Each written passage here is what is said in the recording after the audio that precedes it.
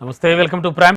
అసలు రిజల్ట్స్కు ముందే కొసరు రిజల్ట్స్ దుమారం రేపుతున్నాయి. సార్వత్రిక ఎన్నికల్లో శనివారం సాయంత్రం 7వ దఫా పోలింగ్ ముగియగానే దేశవ్యాప్తంగా పలు సర్వే సంస్థలు ఎగ్జిట్ పోల్ సర్వేలను ప్రకటించాయి. ముందు నుంచి రాజకీయ నిపుణులంతా అంచనా వేసినట్టుగా ఈసారి కేంద్రంలో మళ్లీ ఎన్డీఏనే అధికారంలోకి వస్తుందని ఎక్కువ సర్వే సంస్థలు ప్రకటించాయి.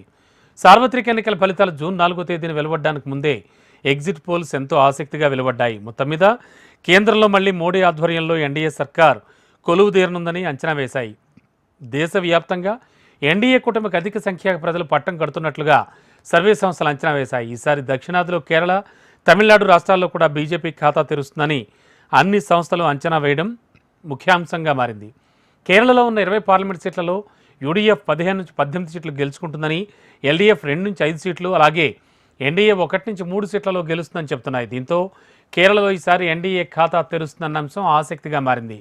మరోవైపు తమిళనాడులో కూడా కమల్నాథులకు ఇలాంటి శుభవార్త వినిపిస్తోంది. తమిళనాడులోని 39 సీట్లలో 36 నుంచి 39 సీట్లతో ఇండీ బ్లాక్ స్వీప్ చేస్తుందని, అయితే ఎన్డీఏ కూడా 1 నుంచి 3 సీట్లలో గెలిచి ఖాతా తెరవడం ఖాయమని న్యూస్ 18 అంచనా వేసింది. ఏఐఏడీఎంకే 0 నుంచి 2 సీట్లలో గెలిచే అవకాశాలు కూడా లేకపోలేదని ఆ సంస్థ అంచనా వేస్తోంది. అయితే కర్ణాటకలో మాత్రం 28 సీట్లకు గాను 23 నుంచి 26 సీట్లతో ఎన్డీఏ స్వీప్ చేసే అవకాశం ఉందని న్యూస్ 18 చెప్తోంది. కాంగ్రెస్ 3 నుంచి 7 సీట్లకు పరిమితం అవుతుందని అంచనా వేసింది. 543 నియోజకవర్గాలున్న లోక్సభలో అధికారం దక్కాలంటే ఏ పార్టీకైనా 272 సీట్లు రావాలి. అయితే రిపబ్లిక్ మ్యాట్రిజ్ అంచనా ప్రకారం ఎన్డీఏ 353 నుంచి 368 సీట్లు గెలుచుకుంటుందని అంచనా వేసింది. కాంగ్రెస్ ఆధ్వర్యంలోని ఇండీ అలయన్స్ 118 నుంచి 133 సీట్లు గెలుచుకుంటుందని చెప్తోంది. ఇక ఇతరులు 43 నుంచి 48 సీట్లలో పాగా వేస్తారని చెప్తోంది.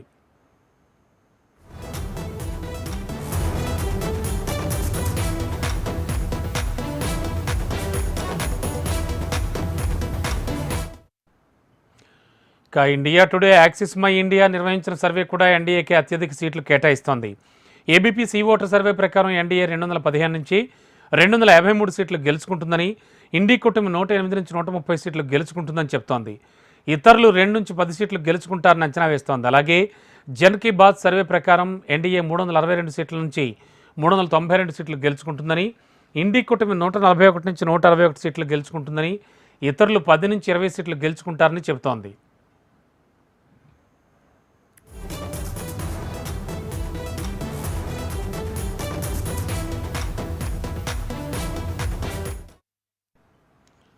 ఇక ఏపీ అసెంబ్లీ ఎన్నికల్లో టీడీపీ, జనసేన, బీజేపీ కూటమి గెలుస్తుందని పీపుల్స్ పల్స్ సంస్థ అంచనా వేస్తోంది. 175 అసెంబ్లీ నియోజకవర్గాలున్న ఏపీలో టీడీపీ సొంతంగా 95 నుంచి 110 స్థానాలు గెలిచే అవకాశం ఉన్నట్లు పీపుల్స్ పల్స్ రీసెర్చ్ సంస్థ తన పోస్ట్ పోల్ సర్వేలో వెల్లడించింది. టీడీపీ కూటమికి 111 నుంచి 135 స్థానాలు రావచ్చని సంస్థ సర్వే చెబుతోంది. వైసీపీ 45 నుంచి 60 స్థానాల వరకు గెలిచే అవకాశం ఉన్నట్టుగా పేర్కొంది. ఏపీలో అధికార వైసీపీ మరోసారి గెలుస్తుందని ఆరా సంస్థ నిర్వహించిన సర్వే అంచనా వేసింది.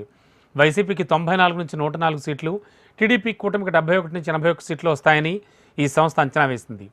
వైసీపీకి 49.41%, టీడీపీ కూటమికి 47.55% ఓట్లు వస్తాయని పేర్కొంది.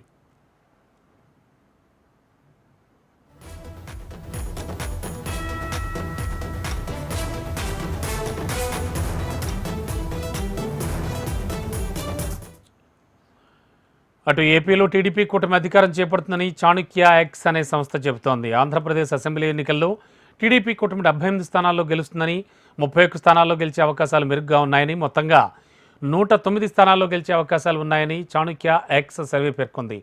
ఇక వైసీపీ 32 స్థానాల్లో గెలుస్తుందని, 15 స్థానాల్లో గెలిచే అవకాశాలు మెరుగ్గా ఉన్నాయని పేర్కొంటోంది. మొత్తంగా వైసీపీ 47 స్థానాల్లో గెలిచే అవకాశాలు ఉన్నాయని ఈ సంస్థ అంచనా వేసింది. 19 స్థానాల్లో పోటాపోటీ ఉండొచ్చని చెబుతోంది.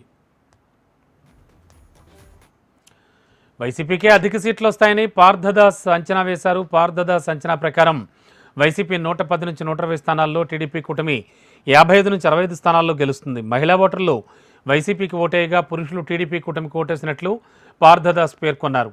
ఓటు షేర్లో వైసీపీకి 50%, టీడీపీ కూటమికి 46%, కాంగ్రెస్ కూటమికి 2.5%, ఇతరులకు 1.5% వస్తుందని అంచనా వేసింది. సార్వత్రిక ఎన్నికలు చివరి అంకానికి చేరుకున్నాయి. ముఖ్యమైనటువంటి పోలింగ్ అంకం పూర్తి కావడంతో ఎగ్జిట్ పోల్స్ సందడి చేశాయి. ఆయా సర్వే సంస్థలు, మీడియా సంస్థలు సంయుక్తంగా నిర్వహించిన పోస్ట్ పోల్ సర్వే ఫలితాలను బయటపెట్టాయి. తెలంగాణలోని 17 పార్లమెంటు స్థానాలకు జరిగిన పోలింగ్ హోరాహోరీని తలపించింది.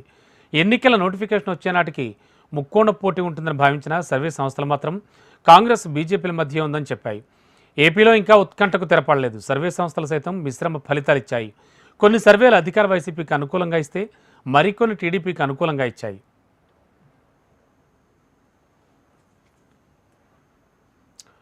తెలంగాణ లోక్సభపై పలు సర్వే సంస్థలు తమ ఎగ్జిట్ పోల్స్ను వెల్లడించాయి. ఆరా సంస్థ నుంచి బీజేపీకి 8 నుంచి 9, కాంగ్రెస్ 7 నుంచి 8, ఎంఐఎం ఒక్క స్థానంలో గెలుస్తోందని చెప్పారు. ఇక బీఆర్ఎస్ ఒక్క స్థానంలో కూడా విజయం సాధించదని తెలిపారు. పొలిటికల్ ల్యాబొరేటరీ బీజేపీకి 9 సీట్లు ఇవ్వగా కాంగ్రెస్కి 6, బీఆర్ఎస్, ఎంఐఎంలు ఒక్కో స్థానం చొప్పున గెలిచే అవకాశం ఉందని తెలిపింది.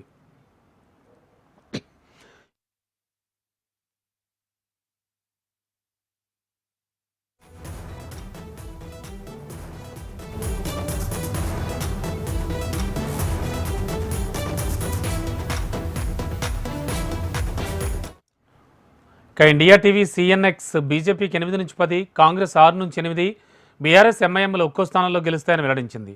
జన్ కీ బాత్ సర్వే సంస్థ బీజేపీకి 9 నుంచి 12, కాంగ్రెస్ 4 నుంచి 7, ఎంఐఎం ఒక స్థానంలో విజయం సాధిస్తే కారు పార్టీకి 0 లేదా ఒక స్థానంలో గెలుస్తుందని తెలిపింది. పీపుల్స్ పల్ ఎగ్జిట్ పోల్లో బీజేపీకి 6 నుంచి 8, కాంగ్రెస్కి 7 నుంచి 9, బీఆర్ఎస్, ఎంఐఎం ఒక స్థానంలో గెలుస్తాయని చెప్పారు. పీపుల్స్ పల్ ఎగ్జిట్ పోల్లో కాంగ్రెస్కి 7 నుంచి 9, బీజేపీ 6 నుంచి 8, బీఆర్ఎస్, ఎంఐఎం ఒక స్థానాల్లో విజయం సాధించనున్నాయని తెలిపింది.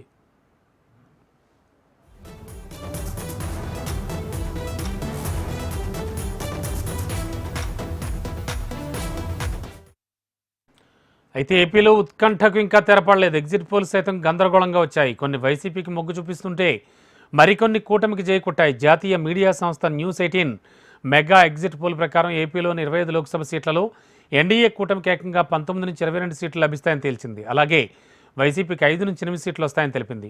ఏబీపీ సీ ఓటర్ ఎగ్జిట్ పోల్లో కూడా ఎన్డీఏ కూటమికి 21 నుంచి 25 సీట్లు లభించే అవకాశం ఉందని తేలింది. వైసీపీకి 0 నుంచి 4 సీట్లు లభించే అవకాశం ఉందని ఏబీపీ పోల్ తెలిపింది. మరో ఛానల్ న్యూస్-ఎక్స్ ఎన్డీఏ కూటమికి 18 ఎంపీ సీట్ల వరకు రావచ్చని అంచనా వేసింది. అలాగే వైసీపీకి 7 సీట్లు వస్తాయని తెలిపింది. 13 నుంచి 15 లోక్సభ స్థానాల్లో వైఎస్ఆర్సీపీ, 10 నుంచి 12 స్థానాల్లో టీడీపీ గెలవబోతోందని ఆరా అంచనా వేసింది. ఆత్మసాక్షి వైసీపీకి 17, టీడీపీ కూటమికి 8 సీట్లు వస్తాయని తెలిపింది. రేస్ సంస్థ వైసీపీ 19 లోక్సభ స్థానాల్లో, వైసీపీ, టీడీపీ 6 స్థానాల్లో గెలవబోతోందని అంచనా వేశారు. టైమ్స్ నౌ ఈటీజీ సంస్థ వైసీపీకి 14 సీట్లు, టీడీపీకి 11 సీట్లు వస్తాయని తేల్చింది.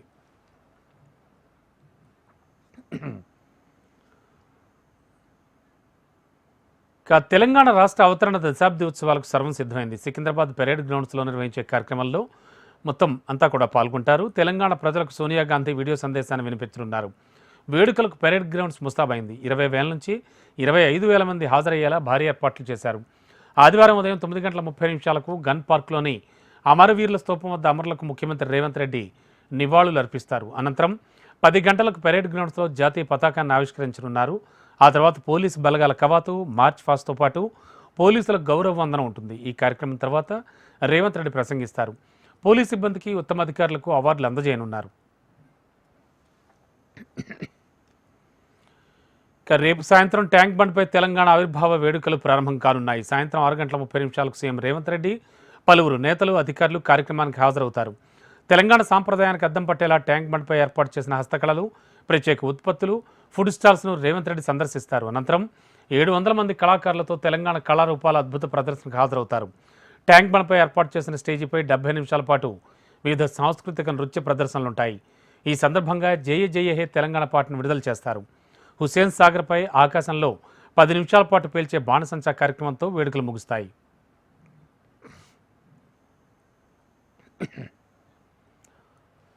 తెలంగాణ రాష్ట్ర ఆవిర్భావ దశాబ్ది వేడుకలు జరుపుకుంటున్న సందర్భంగా ముఖ్యమంత్రి రేవంత్ రెడ్డి రాష్ట్ర ప్రజలకు శుభాకాంక్షలు తెలిపారు.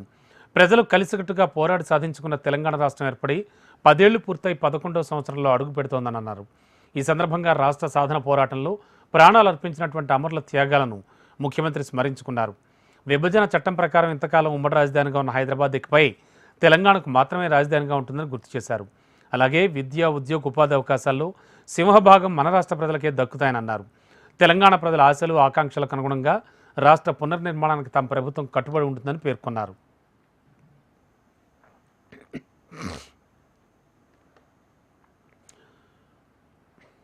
బీఆర్ఎస్ ఆధ్వర్యంలో తెలంగాణ రాష్ట్ర ఆవిర్భావ దశాబ్ది ఉత్సవాలు ప్రారంభమయ్యాయి. హైదరాబాద్ గన్ పార్క్ వద్ద బీఆర్ఎస్ అధినేత కేసీఆర్ క్యాండిల్ ర్యాలీని ప్రారంభించారు. గన్ పార్క్లోని తెలంగాణ అమరవీరుల స్తూపం నుంచి డాక్టర్ బిఆర్ అంబేద్కర్ తెలంగాణ సచివాలయం ఎదురుగా ఉన్న అమరజ్యోతి వరకు క్యాండిల్ ర్యాలీ కొనసాగింది. బీఆర్ఎస్ వర్కింగ్ ప్రెసిడెంట్ కేటీఆర్తో పాటు రాష్ట్ర కార్యవర్గ సభ్యులు, ప్రజాప్రతినిధులు, జంట నగరాల పార్టీ శ్రేణులు భారీ ఎత్తున ఇందులో పాల్గొన్నారు. And a relentless fight by our leader, Shri K. Chandrasekhar Rao, supported of course by the people of Telangana and with the student community, the advocate community, the employees of Telangana, the entire cross-section of Telangana, which has stood by us firmly for the last 14 years. Ultimately, 10 years ago, on this very day, the state of Telangana was formed. And today we have successfully completed 10 years after the formation of Telangana. इसलिए आज बहुत खुशी हमें महसूस होती है कि जिस राज के लिए हम लोग लड़े और जिस राज की हासिल करने के लिए इतनी कुर्बानी और इतना जिद्दोजहद हमने किया, आज वो कामयाब हुआ. और ना सिर्फ బీఆర్ఎస్ ఆధ్వర్యంలో తెలంగాణ రాష్ట్ర ఆవిర్భావ దశాబ్ది ఉత్సవాలు నిర్వహిస్తున్నారు. తెలంగాణ భవన్లో ఆదివారం జరిగే కార్యక్రమానికి కేసీఆర్ అధ్యక్షత వహిస్తారు. తెలంగాణ ఉద్యమ ప్రస్థానంతో పాటు గత 10 ఏళ్లలో బీఆర్ఎస్ ప్రభుత్వం సాధించిన ప్రగతి, ప్రజల జీవితాల్లో వచ్చిన మార్పులు తదితర అంశాలపై ప్రసంగిస్తారు. అనంతరం బీఆర్ఎస్ నేతలు, కార్యకర్తలు హైదరాబాద్లోని పలు ఆసుపత్రులు, అనాథ శరణాలయాల్లోని వారికి మిఠాయిలు, పళ్లు పంపిణీ చేయనున్నారు. తెలంగాణ రాష్ట్ర ఆవిర్భావ దశాబ్ది ఉత్సవాలను 3 రోజుల పాటు ఘనంగా నిర్వహించాలని బీఆర్ఎస్ వర్కింగ్ ప్రెసిడెంట్ కేటీఆర్ జిల్లాల అధ్యక్షులకు సూచించారు. తెలంగాణలో 9 నుంచి 13 లోక్సభ సీట్లు గెలుస్తామని సీఎం రేవంత్ రెడ్డి ధీమా వ్యక్తం చేశారు. అనుకున్న ఫలితాలు రాకపోతే ఇక నుంచి మరో 2 గంటలు ఎక్కువ పనిచేస్తానంటూ ఆసక్తికర వ్యాఖ్యలు చేశారు. కేంద్రంలోనూ ఇండీ కూటమి గెలుస్తోందన్న ఆశాభావం వ్యక్తం చేశారు. కేంద్రంలో ఇండీ కూటమి అధికారంలోకి రాగానే తెలంగాణకు 4 కేంద్ర మంత్రి పదవులు అడుగుతామన్నారు. జూబ్లీహిల్స్లోని తన నివాసంలో మీడియాతో సీఎం రేవంత్ రెడ్డి చిట్చాట్ సందర్భంగా ఈ వ్యాఖ్యలు చేశారు. సచివాలయం లోపల తెలంగాణ తల్లి విగ్రహం పెడతామన్నారు. జూన్ 2న తెలంగాణ ఆవిర్భావ దశాబ్ది ఉత్సవాలకు కాంగ్రెస్ నాయకురాలు సోనియా రాకపోతే వీడియో సందేశం పంపుతారని చెప్పారు.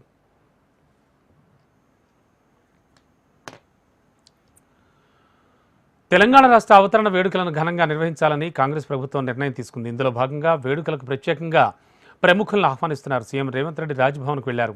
గవర్నర్ సిపి రాధాకృష్ణన్తో ముఖ్యమంత్రి భేటీ అయ్యారు.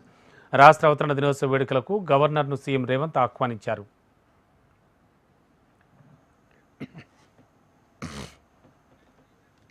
జూన్ 4 తర్వాత బీఆర్ఎస్ కనుమరుగవడం ఖాయమని మంత్రి కోమటిరెడ్డి వెంకటరెడ్డి జోస్యం చెప్పారు. 10 ఏళ్లలో కేసీఆర్ అనేక మోసాలు చేశారని ఆరోపించారు. గొర్రెల స్కామ్ 700 కోట్లు కాదు, 4500 కోట్లని చెప్పారు. మరో 10 ఏళ్లు తెలంగాణలో రేవంత్ ప్రభుత్వమే ఉంటుందని ధీమా వ్యక్తం చేశారు. లోక్సభ ఎన్నికల్లో బీఆర్ఎస్ ఒక్క సీటు కూడా రాదని, త్వరలోనే బీఆర్ఎస్ ఖాళీ అవుతుందన్నారు. 10 కోట్లు తెస్తే దానికి 50 కోట్ల చేపల పిల్లలు తెచ్చిన దానిలో కూడా 1000 కోట్ల చేప. ఈ స్కామ్లతోని ఒక ఇల్లు కట్టకపోతుంది. తెలంగాణ కోసం ఎన్నో వర్గాల ప్రజలు పోరాటం చేశారని మంత్రి పొన్నం ప్రభాకర్ రావు అన్నారు. తెలంగాణ వచ్చాక 10 ఏళ్లు నియంతృత్వం కొనసాగిందని తెలిపారు. ఇప్పుడు ప్రజాప్రభుత్వం ఏర్పడిందని, అంతా ఉత్సాహంగా వేడుకలు జరుపుకోవాలని పిలుపునిచ్చారు. అమరవీరులను స్మరించుకుంటూ ఆవిర్భావ వేడుకలు జరుగుతాయని చెప్పారు. సికింద్రాబాద్ పెరేడ్ గ్రౌండ్ మైదానంలో తెలంగాణ ఆవిర్భావ దినోత్సవ వేడుకల ఏర్పాట్లను మంత్రులు పరిశీలించారు. అప్పటి వరకు తెలంగాణ నినాదం ఎత్తుకున్న మాకేం ఆహ్వానాలు వేరే ఇలా మేము అందరిని ఆహ్వానిస్తా ఉన్నాం.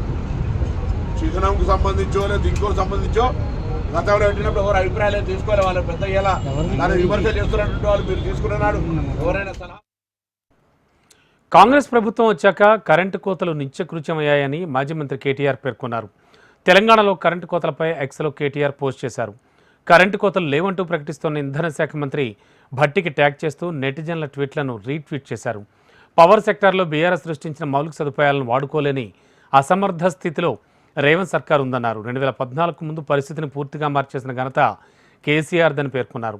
కాంగ్రెస్ మళ్లీ 10 ఏళ్ల క్రితం నాటి పరిస్థితులు తీసుకొచ్చాయని తెలిపారు. విద్యుత్ కోతలతో ప్రజలు, పరిశ్రమలకు ఇబ్బంది కలిగిస్తోందన్నారు.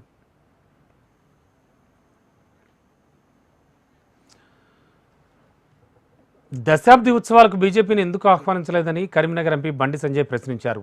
కేసీఆర్ను వెతికి మరీ ఆహ్వానించిన సీఎం రేవంత్ రెడ్డి తెలంగాణకు మద్దతు ఇచ్చిన బీజేపీని ఎందుకు పిలవలేదన్నారు. సోనియా, కేసీఆర్ ఒకే వేదిక పంచుకునేలా ప్లాన్ చేశారన్నారు. కాళేశ్వరం, ఫోన్ ట్యాపింగ్ కేసులు సీబీఐకి అప్పగించాలని డిమాండ్ చేశారు. ఏఐసీసీకి తెలంగాణ ఏటీఎంగా మారిందన్నారు బండి సంజయ్. గారిని తెలంగాణ రప్పించి కేసీఆర్ గారిని ఆహ్వానించి వీళ్ళిద్దరిని ఒకే వేదిక పంచుకునే విధంగా ఒక ప్లాన్ కాంగ్రెస్ పార్టీ వేసింది. వాళ్ళిద్దరిని ఒకే వేదిక మీద కూర్చోబెట్టాలి, ఒకే వేదిక పంచుకోవాలి. కారణం ఏంటి అంటే ఫోన్ ట్యాపింగ్లో కానీ కాళేశ్వరం కానీ కేసీఆర్ కుటుంబం జైలు.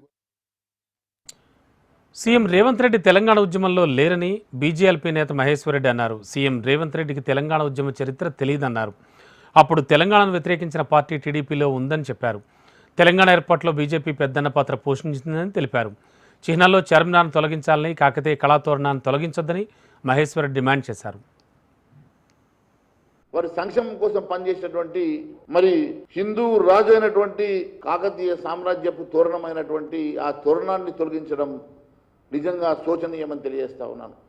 ముస్లిం ఓట్ల కోసం పాకులాడేటువంటి కాంగ్రెస్ పార్టీ ఎందుకు ఈ రకంగా మరి ఈ ప్రాంతంలో ఉన్నటువంటి ఈ ఆనవాలను తొలగించేసి మరి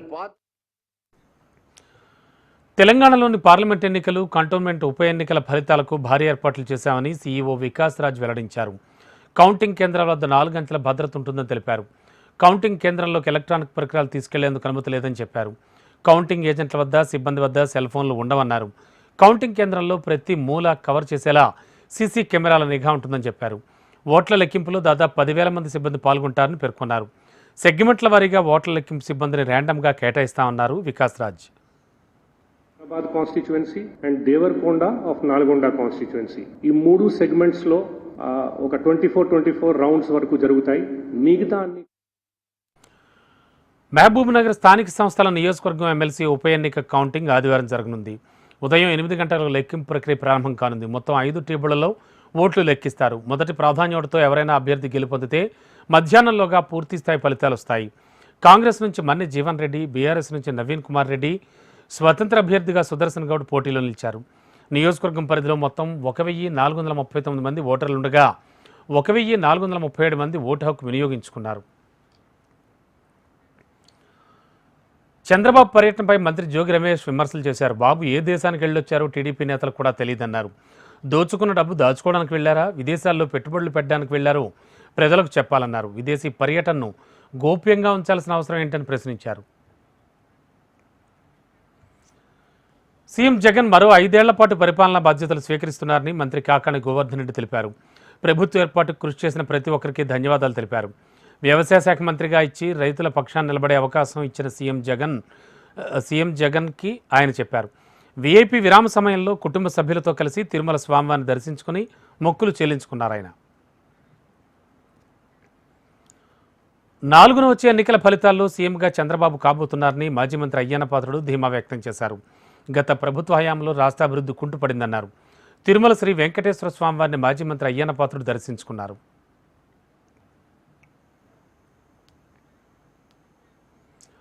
పల్నాడు జిల్లా మాచర్ల నియోజకవర్గం ఎమ్మెల్యే పిన్నెల్లి రామకృష్ణారెడ్డి ముందస్తు బెయిల్ రద్దు చేయాలని బాధితుడు శేషగిరిరావు సుప్రీంకోర్టులో పిటిషన్ దాఖలు చేశారు.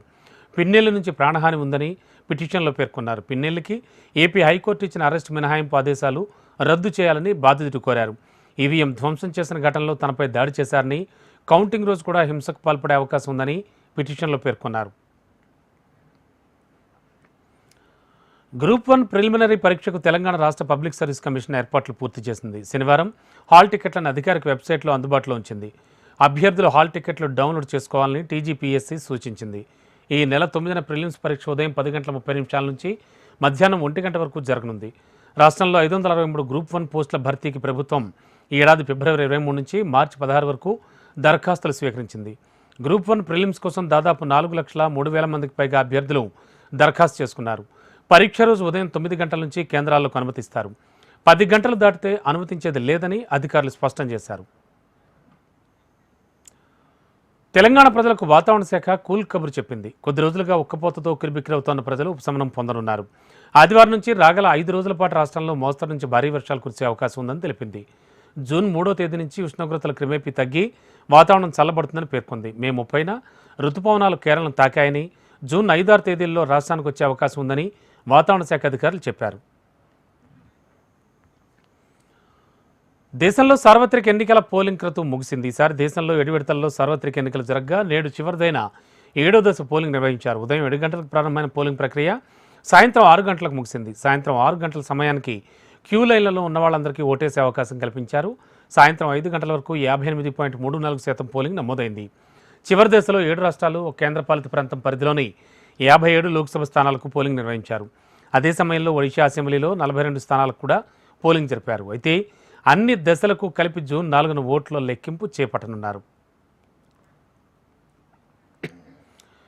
ఇండియా కూటమి 295 సీట్లు గెలుస్తుందని కాంగ్రెస్ చీఫ్ మల్లికార్జున ఖర్గే ధీమా వ్యక్తం చేశారు. ఢిల్లీలో ఇండియా కూటమి నేతలు భేటీ అయ్యారు. కౌంటింగ్పై కార్యకర్తలకు దిశానిర్దేశం చేశామన్నారు. జనతా సర్వేలో కూటమికి 295 పైగా స్థానాలు వస్తాయని తేలిందని చెప్పారు. తమ దగ్గర ఉన్నది ప్రజల సర్వే, వారి దగ్గర ఉన్నది సర్కారీ సర్వే అని అన్నారు. కేంద్రంలో ప్రభుత్వాన్ని ఏర్పాటు చేయబోతున్నామని తెలిపారు. కూటమి నేతలంతా కలిసే ఉన్నామని మల్లికార్జున ఖర్గే స్పష్టం చేశారు. కన్యాకుమారిలోని వివేకానంద రాక్ మెమోరియల్లో ప్రధాని మోడీ 2 రోజుల ధ్యానాన్ని ముగించారు. లోక్సభ తుది విడత ఎన్నికల ప్రచారం ముగిసిన తర్వాత మే 30వ తేదీ సాయంత్రం కన్యాకుమారి చేరుకున్నారు. ముందుగా భగవతి అమ్మన్ ఆలయంలో పూజలు చేశారు. ఇక అక్కడి నుంచి ఫెర్రీ సర్వీస్ ద్వారా రాక్ మెమోరియల్ చేరుకుని 45 గంటల పాటు ధ్యానం ప్రారంభించారు. ధ్యాన మండపంలో స్వామి వివేకానందుడు ధ్యానం చేసిన ప్రదేశంలో ధ్యానం చేశారు. ధ్యానం ముగిసిన అనంతరం తమిళ కవి తిరువళ్ళూర్ విగ్రహానికి పూలమాలలు వేసి నివాళులర్పించారు. లిక్కర్ కుంభకోణం మనీ లాండరింగ్ కేసులో ఆప్ అధినేత ఢిల్లీ సీఎం అరవింద్ కేజ్రీవాల్కు ఊరట దక్కలేదు. ఆయన మధ్యంతర బెయిల్ పిటిషన్పై ఢిల్లీ హైకోర్టు జూన్ 5న నిర్ణయం తీసుకున్నది. మార్చి 21న కేజ్రీవాల్ను ఈడీ అధికారులు అరెస్ట్ చేశారు. తన అరెస్ట్ను సవాల్ చేస్తూ కేజ్రీవాల్ సుప్రీంకోర్టును ఆశ్రయించారు. ఎన్నికల ప్రచారం కోసం చేసిన అభ్యర్థనను పరిగణనలోకి తీసుకుని కోర్టు షరతులతో కూడిన బెయిల్ ఇచ్చింది. జూన్ 2న తిరిగి జైలుకు వెళ్లాలని ఆదేశించింది. నేటితో బెయిల్ గడువు ముగిసింది. వైద్య పరీక్షలు చేయించుకునేందుకు మధ్యంతర బెయిల్ ఇవ్వాలని కేజ్రీవాల్ ఢిల్లీ కోర్టును ఆశ్రయించారు. పిటిషన్పై శనివారం విచారణ జరగగా ఈడీ బెయిల్ను వ్యతిరేకించింది. ఇరుపక్షాల వాదనల విన్న కోర్టు తీర్పును జూన్ 5కు వాయిదా వేసింది. మహారాష్ట్రలోని పూణేలో మే 19న జరిగిన కారు ప్రమాదం కేసులో పోలీసు ఉన్నతాధికారికి ఒక్క ఫోన్ కాల్ కూడా చేయలేదని ఆ రాష్ట్ర డిప్యూటీ సీఎం అజిత్ పవార్ స్పష్టం చేశారు. మద్యం సేవించిన 17 ఏళ్ల కుర్రాడు నిర్లక్ష్యంగా కారు నడిపి 2 వ్యక్తుల మృతికి కారణమైన కేసులో తాను ఎలాంటి జోక్యం చేసుకోలేదని చెప్పారు. పార్టీ ఎమ్మెల్యే సునీల్ టింగ్రే జోక్యం చేసుకుని యువకుడికి అనుకూలంగా పోలీసులు వ్యవహరించేలా చేశారన్న ఆరోపణలను అజిత్ పవార్ ఖండించారు. ఆయనపై వచ్చిన ఆరోపణలు నిరాధారమైనవని చెప్పారు. హాకీ లీగ్లో భారత పురుషుల జట్టు జర్మనీకి షాకిస్తూ భారీ విజయాన్ని సాధించింది. లండన్లో జరుగుతోన్న FIH ప్రో లీగ్లో టీమిండియా జర్మనీపై 3-0తో విజయ దుందుం మోగించింది. కెప్టెన్ హర్మన్ ప్రీత్ సింగ్ తొలి గోల్ అందించగా రెండో అర్ధభాగంలో భారత ఆటగాళ్లు రెచ్చిపోయారు. జర్మనీ డిఫెండర్లను బోల్తా కొట్టించి బంతిని 2 సార్లు గోల్ పోస్టులకు పంపారు. దీంతో భారత సూపర్ విక్టరీతో పాయింట్ల పట్టికలో టాప్లోకి తీసుకెళ్లింది. ఇవి బులెటిన్ విశేషాలు చూస్తూనే ఉండండి. HM TV వార్త ఆగదు, నిజం దాగదు.